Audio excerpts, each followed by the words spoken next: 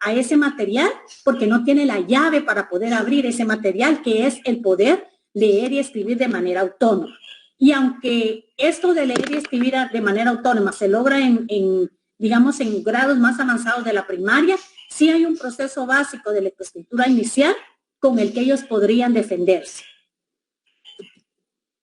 Pero resulta, y estos dos puntos yo quería destacarlos para que pudiéramos valorar cuán difícil es la situación para los niños de primer grado. Realmente esta situación de la pandemia y el no poder asistir los niños a la escuela va a afectar a todos los grados, pero jamás como va a afectar a un primer grado, porque los demás grados van a tener algunas herramientas para poder llevar un proceso de autoaprendizaje, pero los niños de primer grado, como esto sucedió en marzo, cuando ni siquiera habían arrancado el proceso de decodificación, por lo menos la mayoría de los niños, es muy difícil que ellos puedan acceder a un proceso para otras áreas curriculares. Entonces, el impacto para los niños de primer grado no solamente va más allá de que no van a adquirir esta destreza de lectoescritura, sino que con ello también van a dejar de aprender acerca de otras áreas curriculares.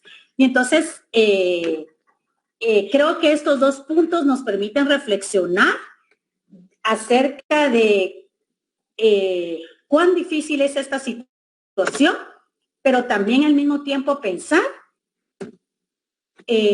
cómo podríamos disminuir el impacto de la pandemia en un primer grado. ¿Cómo lo podríamos disminuir? No solo como una respuesta actual, sino especialmente pensando en una respuesta a futuro. Porque si hay algunos niños que van a tener una tremenda limitación en su aprendizaje, son los niños de primer grado. Y agrego otras razones que es importante considerarlas, ¿verdad? Y es importante considerarlas tratando de enfocarlos al papel de asesores pedagógicos que ustedes juegan.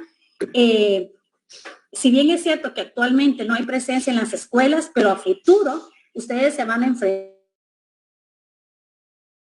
todo el tiempo en que los niños de primer grado no hayan podido asistir a las escuelas. Bueno, y esto lo voy a tratar de fortalecer un poco más, recordando, dar más argumentos de por qué esto es tan grave, recordando cómo se desarrolla el aprendizaje de la lectoescritura inicial en los primeros grados. Lo que ustedes ven ahorita, ahí en la pantalla,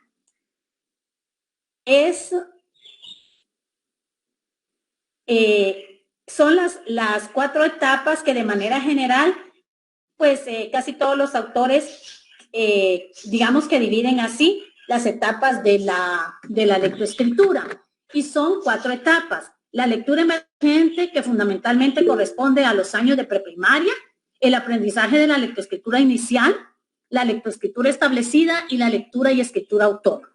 Es decir, se ha dicho, lo sabemos, que la competencia de lectoescritura no es una acción concreta, no es un año concreto, sino que es un proceso, y es un proceso precisamente porque se va adquiriendo eslabón por eslabón.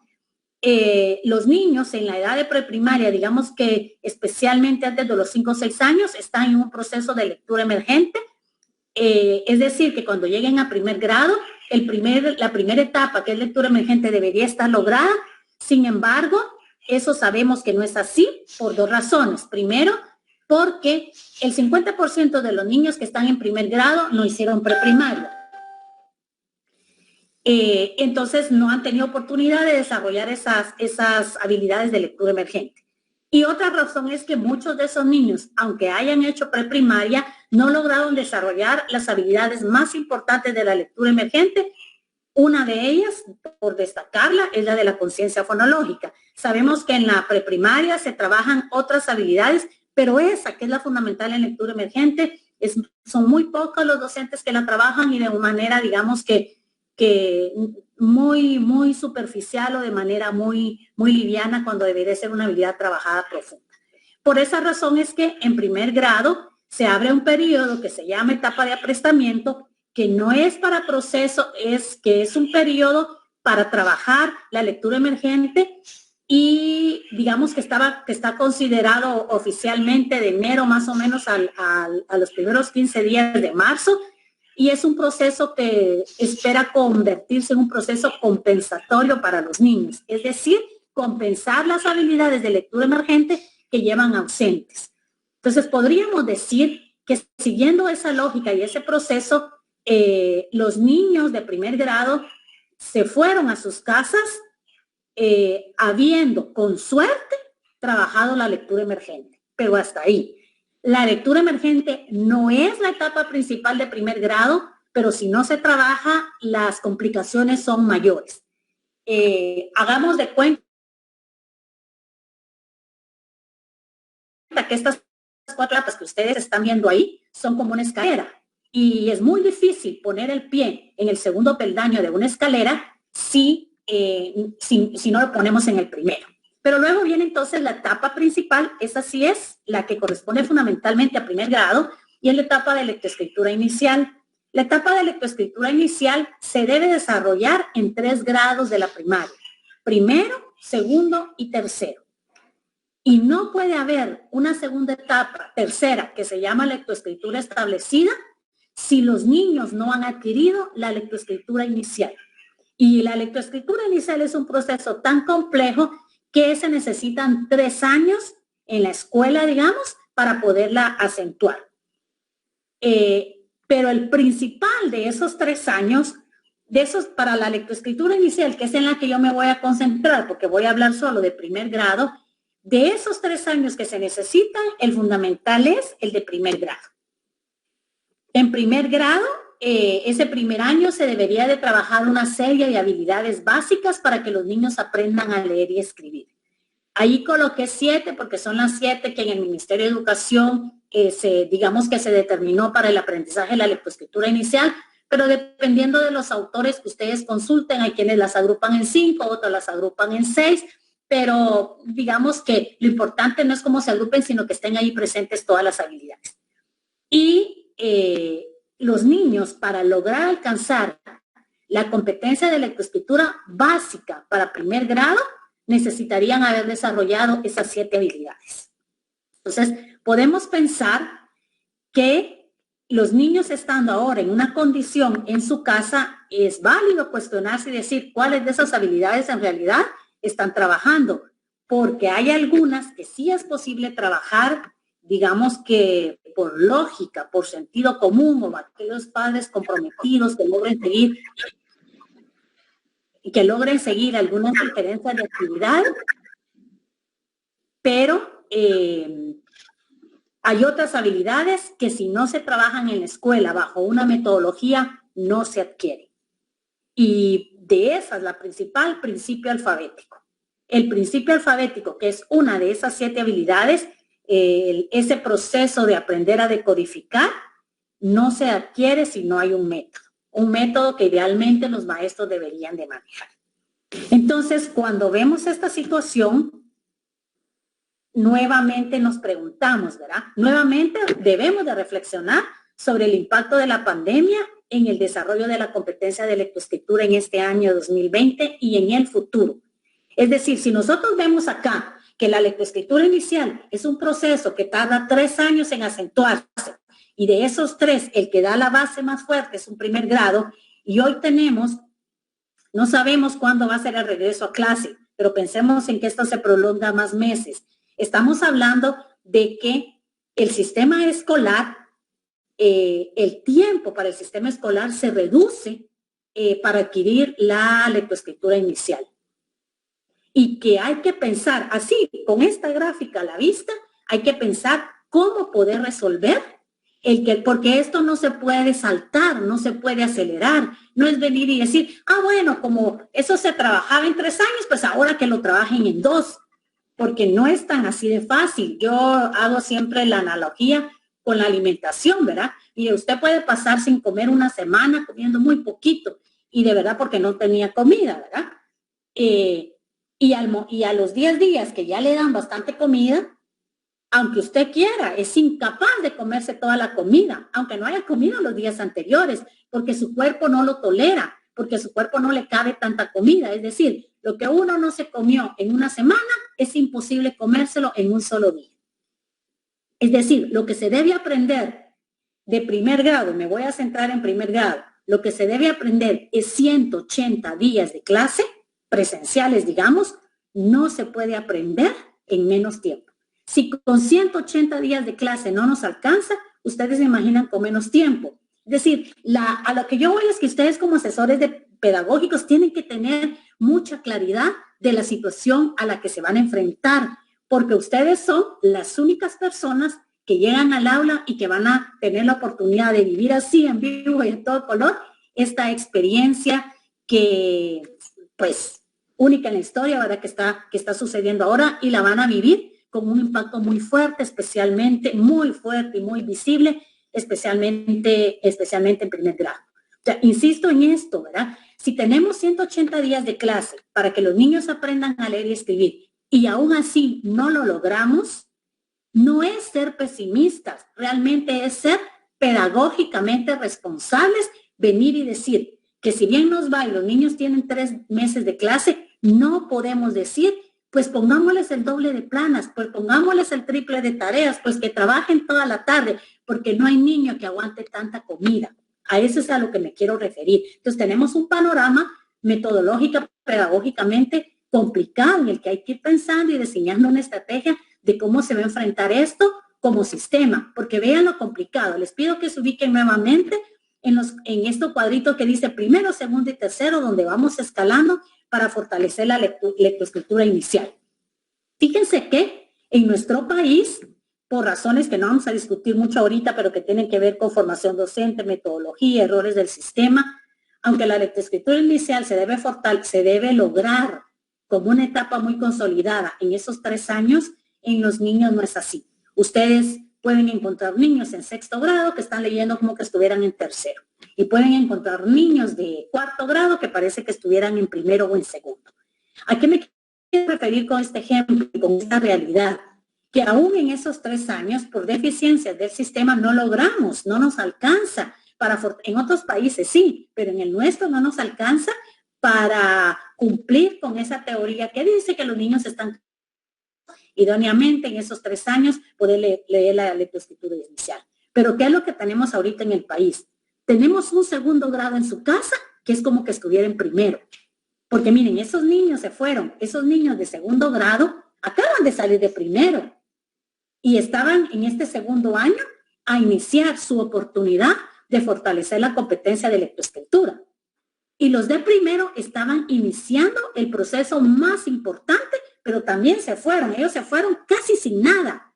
Cuando digo se fueron casi sin nada, me estoy refiriendo a estas 7 habilidades o de estas las 3 más importantes para poder aprender a leer y escribir. O sea, se llevaron un morralito a su casa bastante vacío, porque era el año en que ellos deberían de empezar a haber llenado ese morralito con todas estas habilidades y estrategias que es la lectoescritura. Entonces, el otro año vamos a tener un 3er grado que pareciera que son los de 2º, y un 2º grado que pareciera que son niños de 1º, y un 1er grado que parecía que son niños de preprimaria. Estoy pensando en un panorama muy posible, no lo estoy generalizando, porque hay algunos que pueden estar haciendo unas estrategias de intervención en casa muy buenas, donde los niños realmente están avanzando mucho en sus aprendizajes.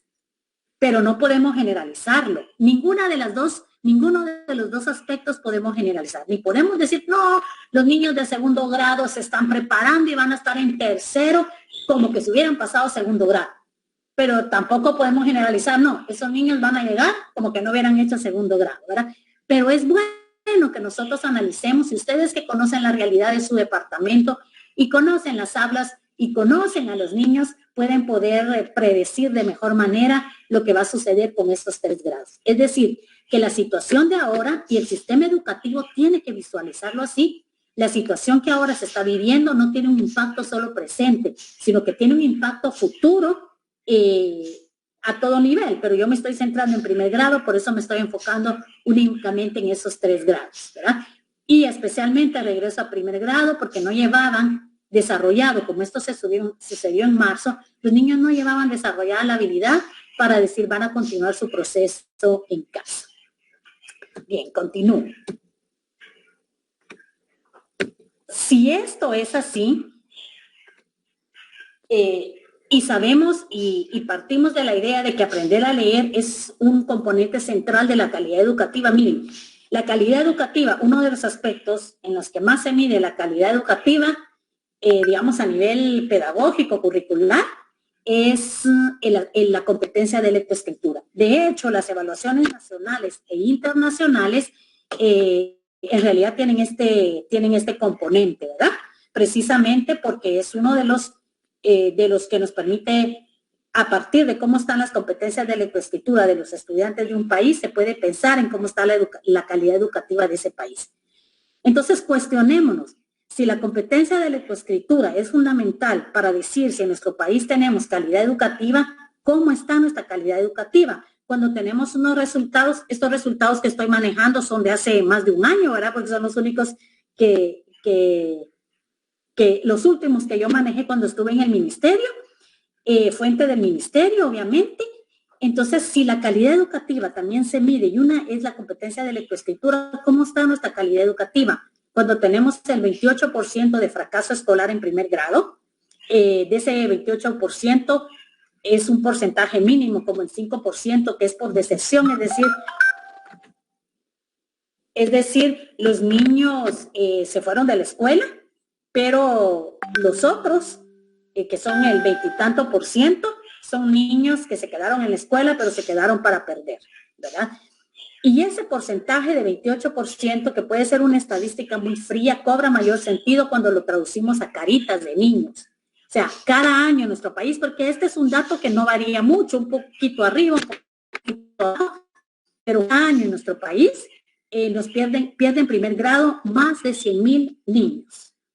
Y hay que revisar cuántos de esos 100,000 pertenecen al departamento de Huehuetenango y cuántos de esos que pertenecen al departamento de Huehuetenango están ubicados en los municipios donde ustedes están trabajando. Es decir, esta es una realidad que está por todo el país. No hay un departamento que se escape. Efectivamente, hay algunos departamentos que están un poquitito bajo del 28, otros están arriba, otros mucho más arriba, pero en realidad nuestro resultado no es un resultado de calidad, porque nosotros no podemos decir, tenemos calidad educativa en primer grado cuando la competencia principal de primer grado no se está logrando y cuando en nuestro país más de 100,000 niños pierden primer grado cada año.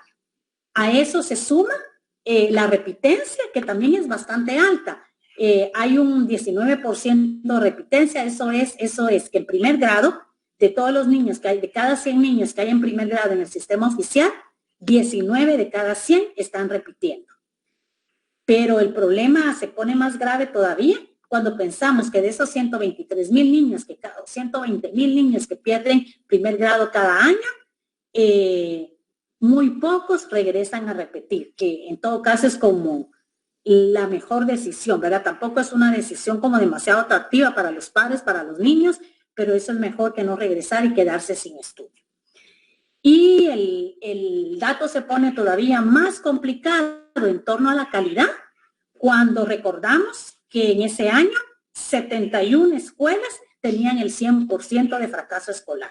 Y ahí estamos hablando de escuelas urbanas, de escuelas rurales, esto especialmente en las escuelas rurales y también escuelas multigrado, pero abarca todas las características de las escuelas. Es decir, no podemos decir que hay calidad educativa en primer grado cuando tenemos 71 escuelas en el país donde todos los niños perdieron primer grado. Esta era una escuela multigrado que tenía 3 niños, pues los 3 perdieron.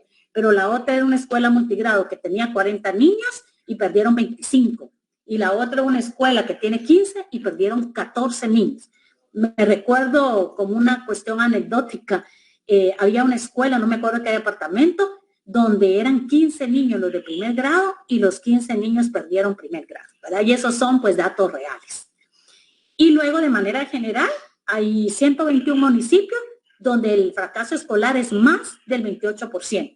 Yo no logré encontrar, pues si ustedes lo solicitan al ministerio, seguro que sí, las estadísticas de cada departamento y especialmente del municipio, porque esto está por municipio, ¿verdad? Para que ustedes puedan, bueno, yo creo que ustedes sí tienen esa información para poder valorar, revisar cómo está este comportamiento de fracaso escolar.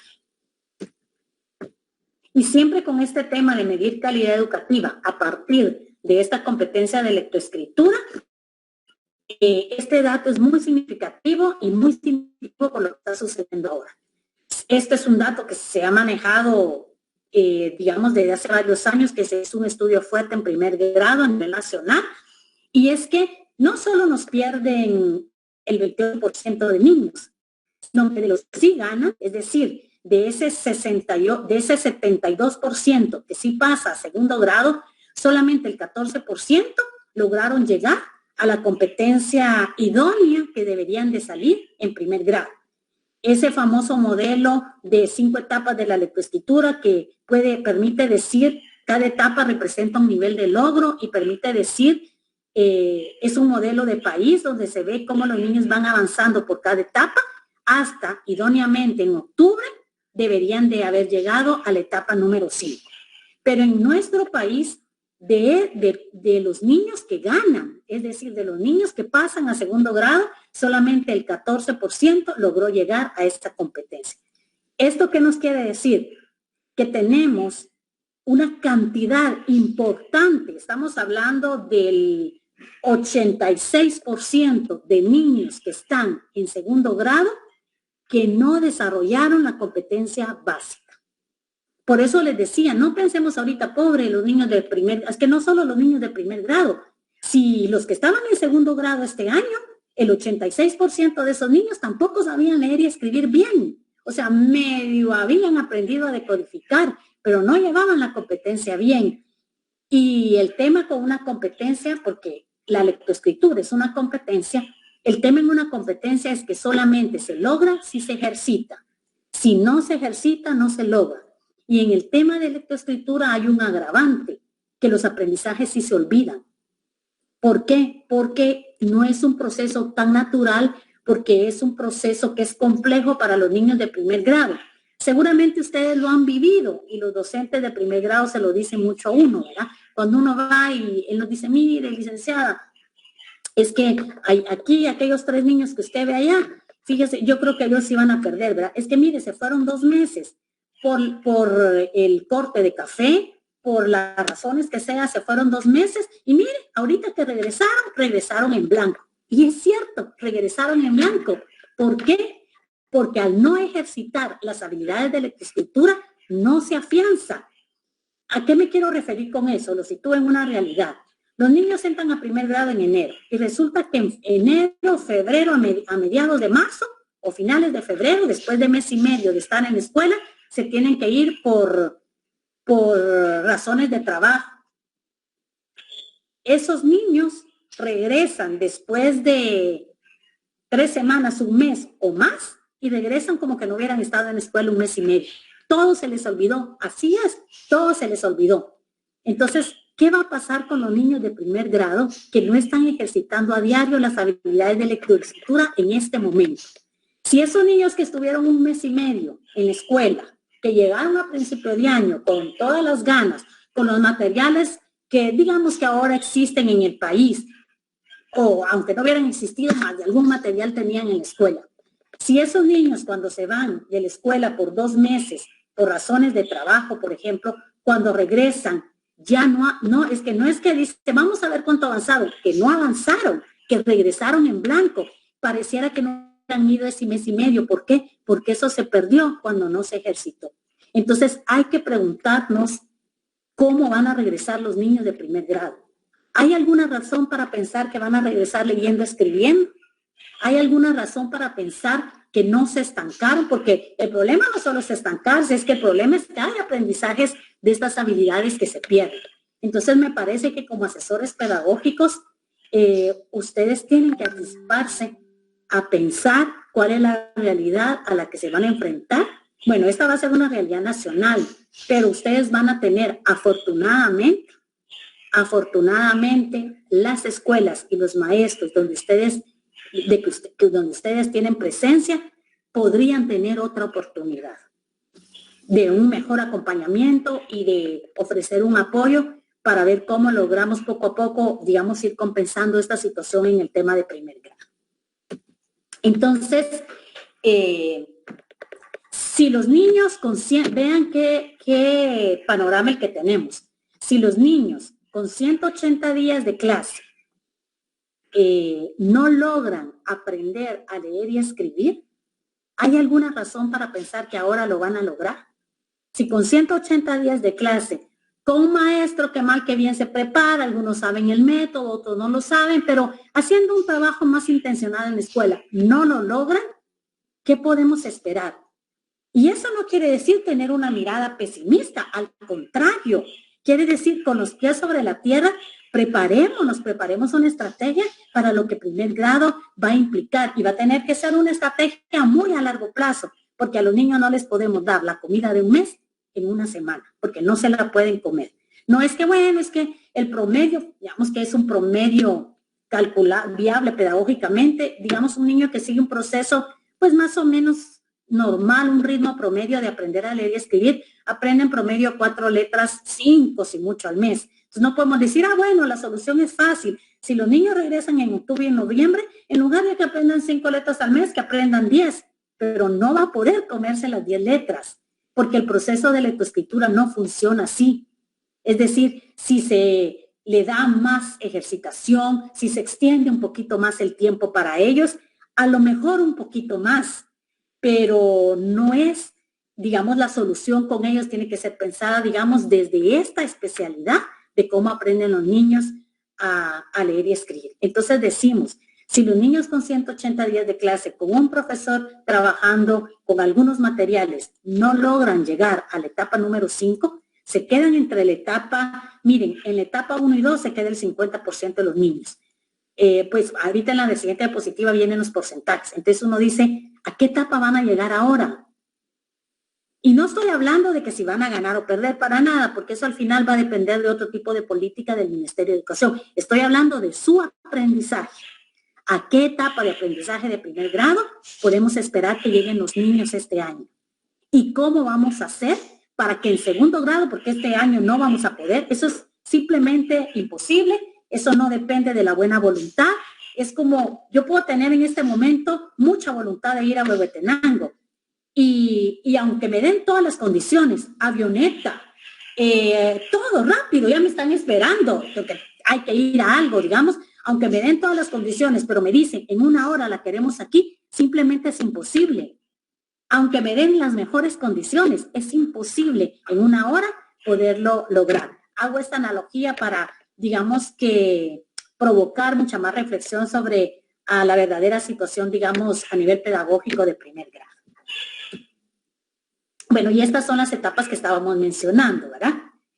Esta es la realidad de nuestro país año con año, con 180 días de clase. Con 180 días de clase, en el mes de octubre, solo el 13% llega a la etapa fluida, el 17% se queda en la automatizada inicial, un 21% en la decodificadora y prácticamente el 50% en las 2 etapas. Y así se van, digamos, los niños de la etapa decodificadora, un poquito de la inicial para allá, se van así a segundo grado. Es decir, que con esa competencia tenemos también a los niños de segundo grado. O sea, no podemos decir, bueno, los niños de segundo grado ahí van a estar solitos aprendiendo. No van a poder estar solitos. Solitos, tal vez, los que llegaron a la última etapa, tal vez. Pero los demás que no alcanzaron, porque la etapa fluida es la etapa fluida y de comprensión. Para poder comprender lo que yo leo, tengo que estar en esa etapa fluida. Y solo 14% de los niños de segundo grado estaban ahí.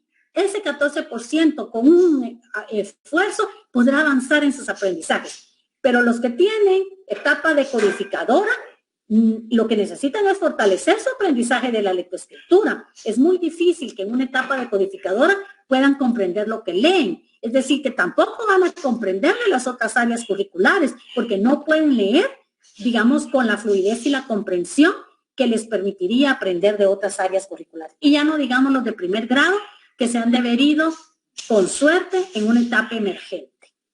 Entonces, la pregunta es, la reflexión es que la pandemia va a tener un impacto en el nivel de logro. O sea, este año los niños ni siquiera van a alcanzar ese logro. Y yo coloqué esta gráfica precisamente porque es la que debería de preocuparnos mucho, ¿verdad? Y a ustedes especialmente creo que les ayuda a reflexionar cómo pueden prepararse para cuando sea el regreso a clases, que no sabemos cuándo va a ser, pero que sepan a lo que se van a enfrentar, porque cuando uno va preparado a algo, siempre hace su mejor trabajo. Miren, en todas las situaciones sociales de la vida, uno dice, pero ¿por qué no me dijiste? Me hubiera preparado. Pero uno lamenta no haberse preparado. Y dice, es que si me lo hubieran dicho antes, si me lo hubieran dicho a tiempo, ¿verdad? Entonces creo que esta gráfica es como decirnos, bueno, nosotros asesores pedagógicos, cuando regresemos a las escuelas y a las aulas, nos vamos a encontrar con esto. Preparémonos porque esta va a ser la realidad. Entonces, ¿qué podemos esperar de esos niños que regresan a segundo grado? ¿Qué podemos esperar de esos niños que van a regresar a primer grado? ¿Y cómo podemos responder a esa realidad? Sabiendo que dándoles más comida no es la solución, porque no se la van a poder comer toda, ¿verdad? Entonces creo que esta gráfica es muy importante, habría que analizarla bien despacio y tratar de hacer una proyección y decir, este año probablemente ni siquiera ese 13%, no creo, si se hiciera una evaluación, estos porcentajes, el de la etapa emergente crecería muchísimo, el de la inicial se nos dispararía y las otras se verían muy, muy bajitas, porque no tuvieron posibilidades de poder ejercitar las habilidades que los podían haber hecho, digamos que pasar por estas 5 etapas de manera adecuada. Esto me pareció muy importante, especialmente, bueno, en todos los contextos, pero en el contexto de Huehuetenango, donde tiene una diversidad de idiomas mayas, y donde ustedes saben cómo es la realidad de la EBI. Esta es la misma gráfica que ustedes acaban de ver, que nos dice en qué etapa, qué logros tienen los niños de lectoescritura, pero esta es como más dura, porque nos dice esa realidad en el tema del idioma. Entonces, los niños, si ustedes pueden ver, en la primera y la segunda etapa, que son las de menos aprendizaje, por decirlo así, el porcentaje que está en esa etapa, porque el porcentaje que está en la primera etapa, que son las etapas de menos aprendizaje, la mayoría de niños son niños que su idioma materno no es el español. Y los niños que logran llegar a la cuarta y a la quinta etapa, la mayoría de niños son los que hablan español. Entonces, no hay más que decir. Es una cuestión de oportunidades. Los niños que están aprendiendo a leer y a escribir en un idioma que no es el suyo, se nos quedan atrapados en las primeras etapas. Y los niños que están aprendiendo a leer y escribir en un idioma que es el suyo, por ejemplo, en esta comparación el español, son los niños que van a lograr llegar a la cuarta y la quinta etapa. Pero aquí también yo quisiera comentar y recordar más bien que el problema no solo es del idioma, porque no es ciertamente los niños que menos aprenden a leer y escribir son los niños indígenas, rurales y que su idioma materno no es el español. Pero hay un gran problema también porque hay muchísimos niños que siendo su idioma materno el español, que estando aprendiendo en español, con materiales en español, no logran aprender a leer y escribir. Es decir, no es que solo pierdan primer grado y no aprendan los niños que no hablan español, es que también pues, tampoco están aprendiendo. Y acá, pues compartirles unas reflexiones en las que voy a profundizar un poco, que tienen que ver con también con el trabajo que ustedes realizan. La primera, hay que reflexionar, reconocer que esto está estudiado, está demostrado. Cuando yo digo los niños más afectados, me estoy refiriendo a los niños más afectados en su lectoescritura. Los niños más afectados, es decir, los niños que no aprenden a leer y a escribir, son niños que están en contextos de pobreza y otras vulnerabilidades, pero pensemos en los contextos de pobreza.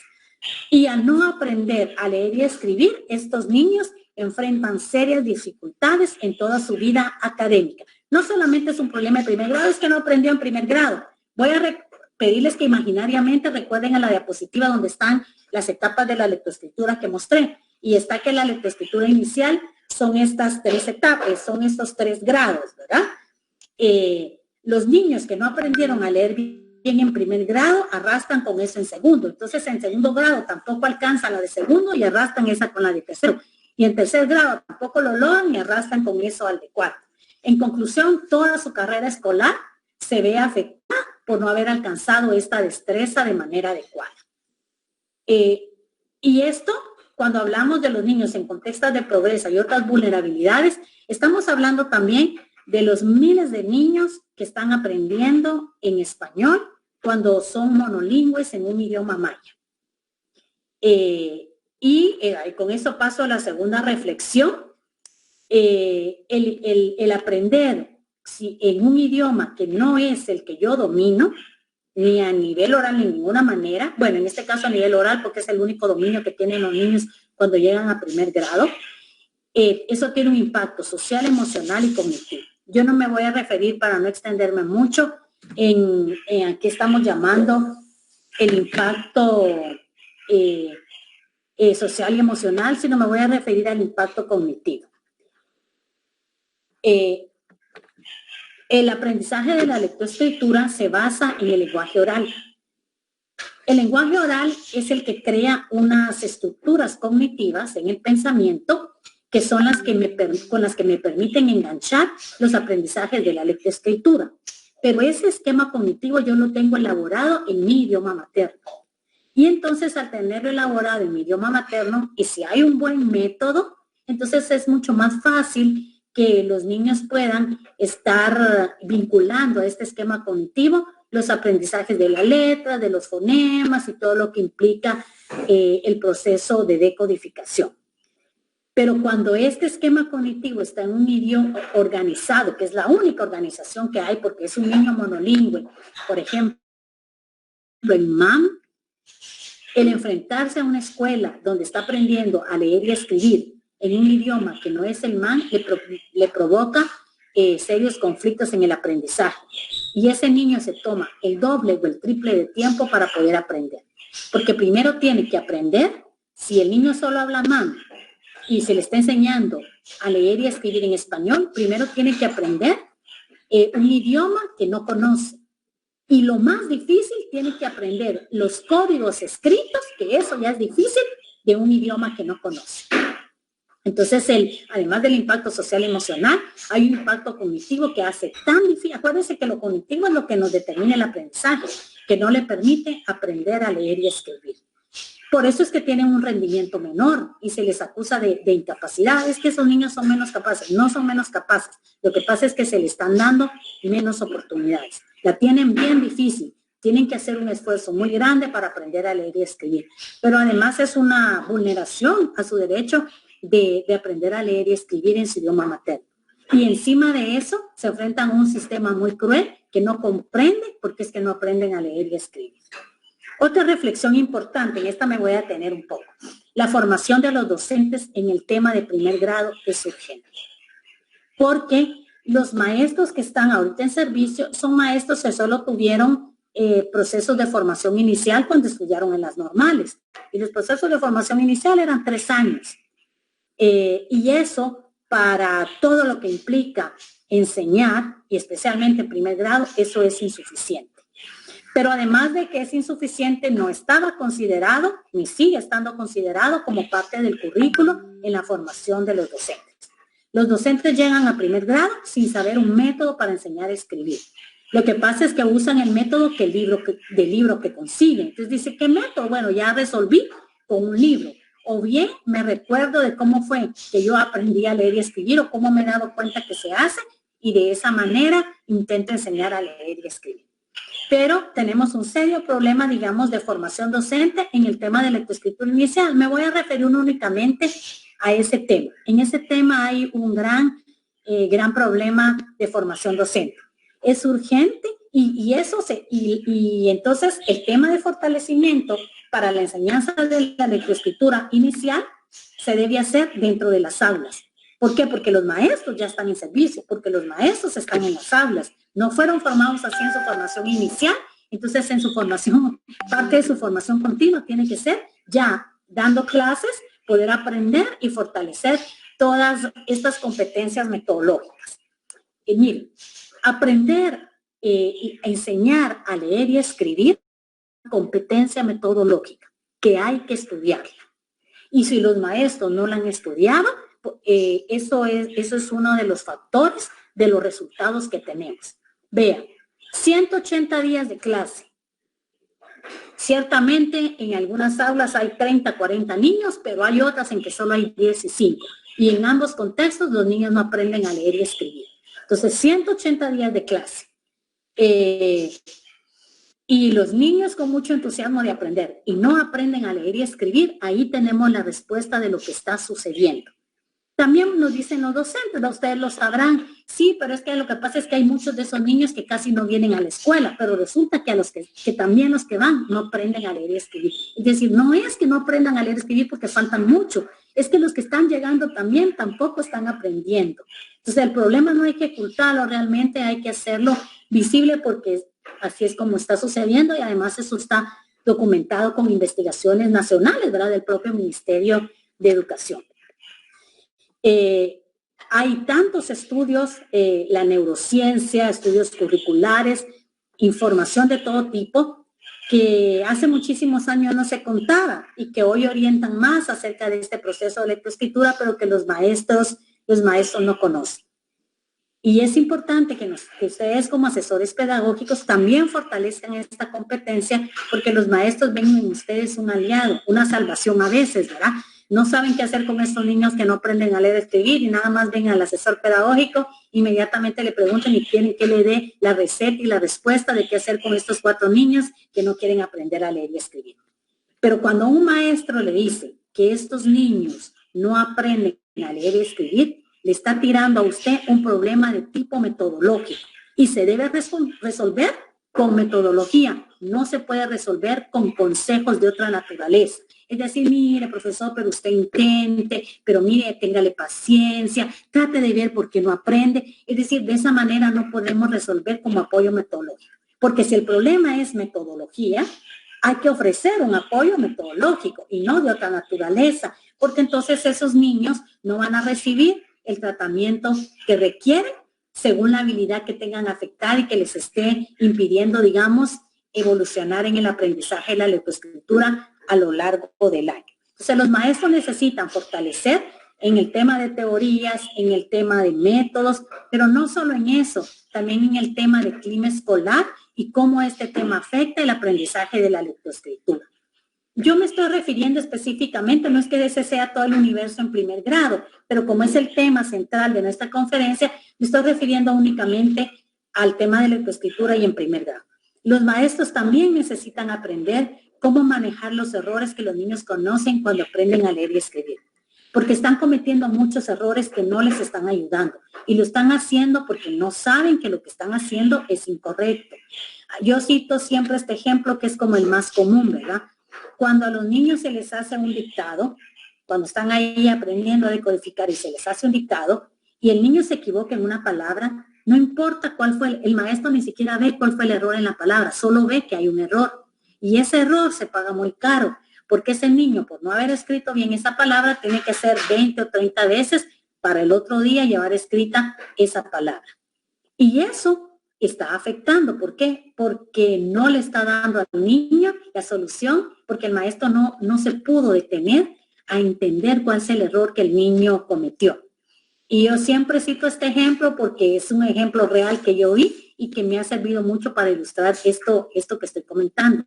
Un maestro viene y le dicta a un niño la palabra camioneta, que es difícil, miren, camioneta, para un niño que está aprendiendo a decodificar. Y el niño escribe camineta, el maestro se la puso mala, pero no valoró que es un esfuerzo bárbaro. Claro que ese niño sabe decodificar, si lo único que suprimió fue una letra de una palabra que es compleja, pero el maestro no logra ver ese error, no logra entender ni cuestionar ese error y lo intenta corregir con procedimientos inadecuados. Como el que, bueno, para mañana, de todas las palabras que sacaron malas, mañana me las traen escritas 20 veces. Cuando ese era un error que se podía haber corregido en 5 minutos. Porque si el maestro supiera qué fue lo que pasó, en dónde estuvo el error, cómo entender el error y qué medidas aplicar cuando se cometan este tipo de errores. Si nosotros hiciéramos una lista de los errores comunes de los niños cuando ya están decodificando al momento de escribir y hacemos una lista de esos errores, también podríamos preguntando, ¿cómo maneja estos errores el profesor? Cada uno, supónganse que nos saliera una lista de 15 errores comunes en los niños. ¿Qué hace el profesor? Y generalmente van a ustedes a encontrar la misma medicina. Es decir, sea los que sean los errores que comete al momento de leer y escribir, la principal medicina es la repetición. Pero esto es no porque el maestro tenga mala voluntad contra el niño, es porque él realmente es el único método que conoce, la única actividad que conoce, la que cree que está buena, y si tan solo supieran que ni es la única y que es la peor, por lo menos para corregir esto. Es decir, es como que los niños tienen un dolor de cabeza y se les está dando una pastilla para el dolor de estómago. El dolor de cabeza no se les va a quitar. Sí se les quita, pero no se les quita por la pastilla que tomó. Se les quita porque pasó el tiempo, el lapso de duración de ese dolor. Y los maestros tienen que comprender eso. Entonces, la formación docente es urgente y creo que los más afortunados son los docentes que cuentan con el apoyo de los asesores pedagógicos para poder hacer este tipo de fortalecimiento en el aula. En otros países, los AP no tienen que hacer eso, porque tenemos maestros que están ahí por una evaluación de sus competencias, que están ahí después de largos procesos de la universidad, porque ningún profesor puede entrar si no ha pasado un proceso de formación universitario, porque además de que están bien formados, compiten para poder entrar y entran los mejores.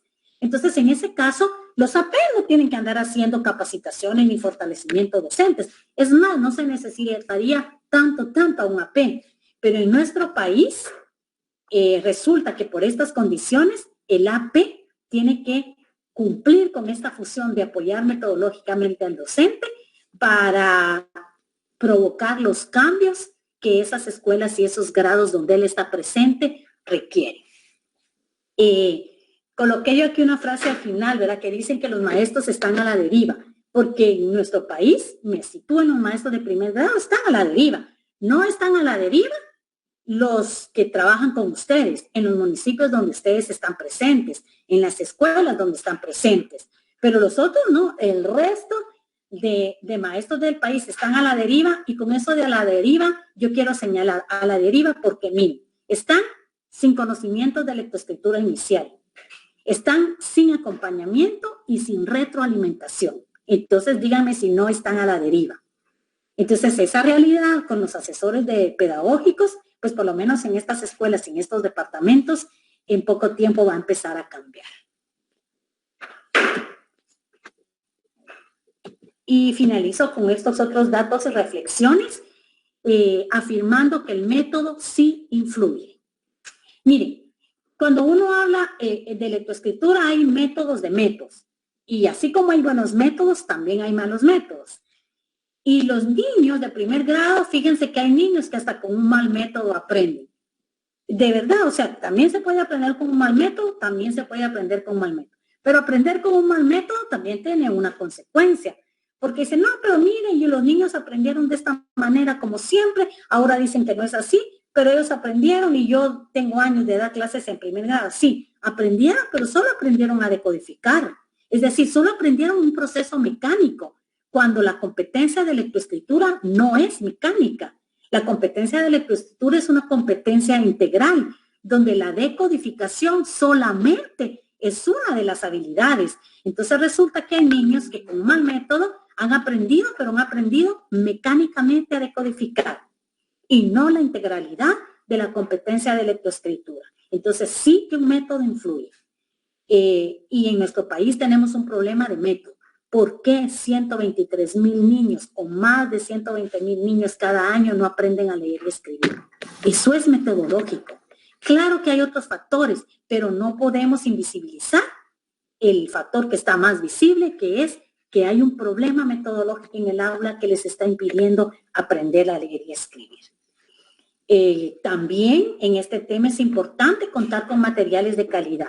No se puede aprender a leer y escribir si no hay materiales para aprender a leer y escribir. Y materiales de calidad. Y cuando hablamos de materiales de calidad, no solo estamos hablando de la forma, que realmente, especialmente para niños de primer grado, debe ser impresionante la forma, porque es lo que los va a provocar, lo que los va a traer, y porque también es un derecho tener esos materiales. Pero la calidad en un material educativo, especialmente medida en temas de que en criterios como el de la pertinencia, estoy hablando de todo tipo de pertinencia, la pertinencia social, la pertinencia lingüística. Y cuando hablamos de primer grado, estamos hablando que los libros para aprender a leer y escribir deben de tener pertinencia lingüística, además de ser contextualizados, pero lo más importante es que tengan pertinencia lingüística. Contextualizados, por supuesto, pero no es la contextualización lo que los va a hacer aprender. Lo que los va a hacer aprender es que sean pertinentes lingüísticamente. Y cuando hablamos pertinentes lingüísticamente, me refiero a que las habilidades de conciencia fonológica, de comprensión oral, de vocabulario, que todas esas habilidades estén empatándose con un registro cognitivo que el niño tiene, y ese registro cognitivo está en su idioma materno. Así fue construido desde que él nació. Y cada idioma en el país tiene sus particularidades. No hay un idioma maya igual al otro. El cachiquel, pues muy parecido al quiché, pero tiene sus diferencias. El mam con el quechí, es decir, todos los idiomas tienen una particularidad. Y los niños, y la pertinencia lingüística es darle la oportunidad de aprender a leer y escribir atendiendo a esas particularidades de su idioma. No es lo mismo, el método es el mismo. ¿Por qué? Porque el idioma español y los idiomas mayas somos idiomas, tenemos un sistema alfabético y somos idiomas transparentes. Y eso permite, es un método fonético, y eso permite que se utilice el mismo método. Pero la pertinencia lingüística debe estar presente, aún sea el mismo método. Y luego un punto muy importante, por eso es que el Ministerio de Educación le apostó en esta estrategia para primer grado a la producción de 3 libros que tuvieran, digamos que en este caso, me voy a referir al contexto de Huehuetenango, que tuvieran pertinencia lingüística y que estuvieran contextualizados. Por eso es que hay ahora, bueno, en el caso de Huehuetenango hay libros en el MAM, ¿verdad? Digamos que los 3 libros completos, es decir, el kit completo de libros que los niños necesitan para primer grado, por ejemplo, está en español, y en el caso de Huehue también está en MAM. ¿Y qué es lo que tienen estos libros? Pues estos libros están acordes a las etapas de lectoescritura que se mencionó, y estos libros son como una compensación a 2 cosas. A la falta de estímulo con la que los niños llegan a la escuela, pero también a la falta de preparación docente. Los maestros en la etapa de aprestamiento lo que están haciendo es desarrollar habilidades motrices, yo lo he mencionado, ustedes lo saben, que el entorchado, que la pica pica, que la plasticina, y no es que eso no se deba hacer, pero eso no es la preparación de las habilidades predictoras. Por eso hay un libro ahora para la lectura emergente, que es el libro Paso 1.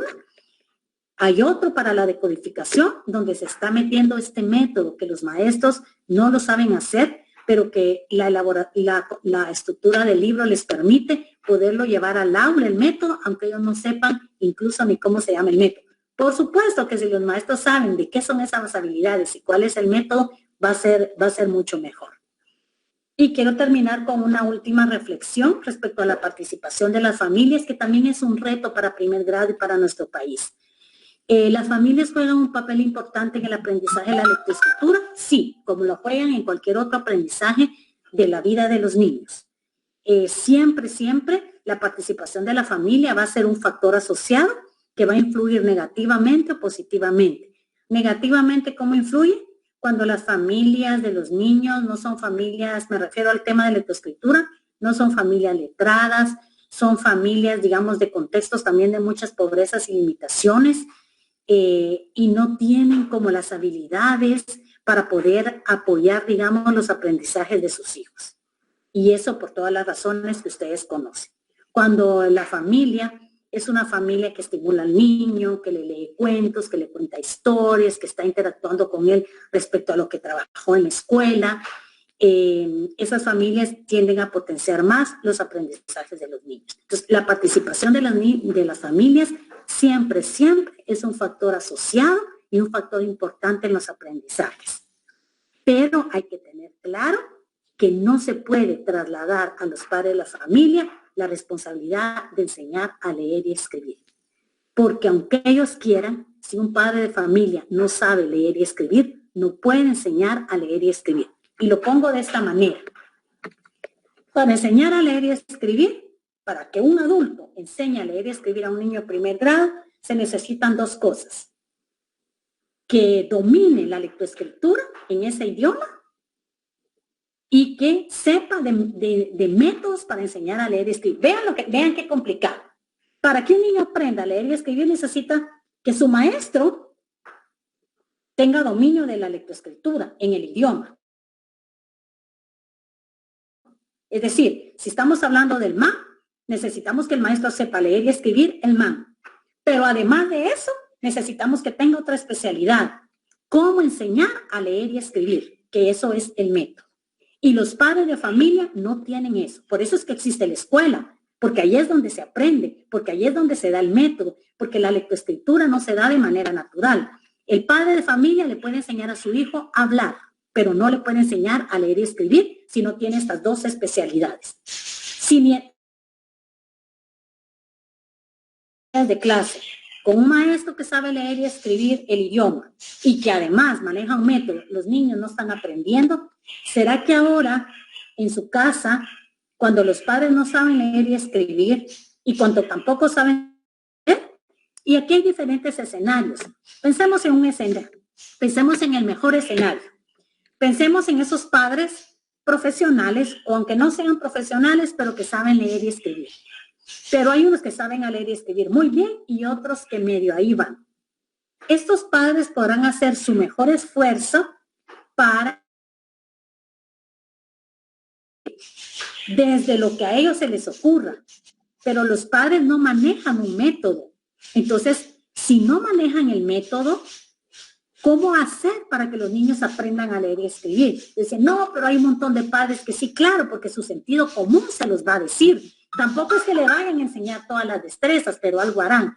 Pero pensemos en los niños más afectados. Son esos niños rurales de aquellas comunidades que sus papás no saben leer y escribir, menos método. Entonces, vamos a enfrentar esa realidad.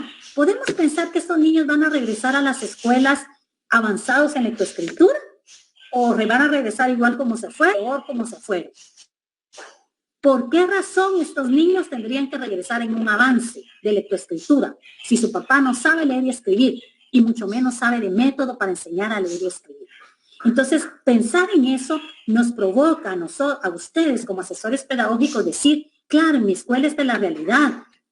Ustedes conocen las comunidades, conocen las características de los niños, de los padres de familia, y eso les va a ayudar a proyectar un escenario de a qué se van a enfrentar en primer grado cuando los niños finalmente regresen. Pero como esta es una etapa de una duración imprecisa que no sabemos, no podemos tampoco esperar a cuando sea ese regreso, ¿verdad? Es decir, que el enfrentar esta situación de la que yo les estoy hablando en el tema de lectoescritura es una acción de respuesta presente, pero muy especialmente a largo plazo. El año, si los niños regresaran a las escuelas, digamos, pensemos en el 2021, el año 2021, no solo el 2020 va a ser diferente, el año 2021 donde se pueden hacer los ajustes y se pueden hacer las estrategias para poder hacer esta nivelación, tanto con los niños de primer grado como con los niños de segundo grado. ¿Y qué implica esa nivelación? Pensar en cuáles son las habilidades y destrezas, en dónde se quedó el niño en cada una de esas habilidades y destrezas, y en una manera, digamos, remedial, pero viable, no con tanta comida al mismo tiempo, que permita que los niños puedan a largo plazo poderse nivelar, ¿verdad? Entonces, bueno, y quiero terminar con este mensaje, ¿verdad? De que en realidad yo creo que Eulalia quería el apoyo para estimularlos, para fortalecer sus competencias. Yo decía, ¿cómo hacer esto en esta situación? Y yo no sé si esta intervención mía más va a ser para preocuparlos, ¿verdad? Pero es mejor estar preparados. Es mejor para que no digamos, no, nadie me lo advirtió, ¿verdad? Entonces creo que la advertencia viene del conocimiento de qué es esta especialidad de lectoescritura. Y si mientras más fortalecidos ustedes estén, más preparados van a estar para poder ayudar a las escuelas y para poder ayudar al país a salir adelante en el tema de primer grado y de lectoescritura inicial en las escuelas donde ustedes intervienen. En este contexto, yo finalizo con esto. los asesores pedagógicos del SINAE juegan un papel fundamental, ¿verdad? Y afortunadas las escuelas y los maestros que van a poder contar con ustedes para poder enfrentar esta situación histórica que estamos viviendo, ¿verdad? Así que, pues esas son algunas reflexiones. Yo no encontraba mucho sentido venir y hablarles de cómo se hacen ejercicios de conciencia fonológica, de cómo fortalecer. Por supuesto que es bien importante, porque cuando regresen a las aulas hay que ver por dónde nos quedamos, porque hay que saber a qué aspirar. Y eso es bien importante. Supóngase que el regreso a las escuelas sea septiembre y octubre. Bueno, en septiembre y octubre, ¿a qué vamos a aspirar? En lectoescritura de primer grado. ¿A qué vamos a aspirar? En lectoescritura de segundo grado. Yo no me quiero meter tanto a segundo, voy a regresar a primer grado, que ya con eso es suficiente, ¿verdad? Entonces, regresan en septiembre y octubre. Bueno, ¿hasta dónde tendrían que llegar? Porque no puede ser, porque cada maestro va a tener su propio criterio y va a decir, yo creo que mejor la mitad de las letras. Y otro va a decir, no, yo le voy a dar el doble de las letras cada mes. Y otro va a decir, no, yo. Entonces pueden pasar tantas cosas. Y creo que los asesores del SINAE pueden jugar un papel importante de cómo orientar en cuál va a ser la meta para este año, en que los niños van a regresar. Algunos sí van a avanzar un poquito porque tuvieron la suerte de tener a su mamá al lado que sabe leer y escribir y que además con mucha paciencia. Miren, no de por gusto hay tantos videos y chistes que andan circulando de estas mamás ya desesperadas enseñando a los niños a leer y escribir, ¿verdad?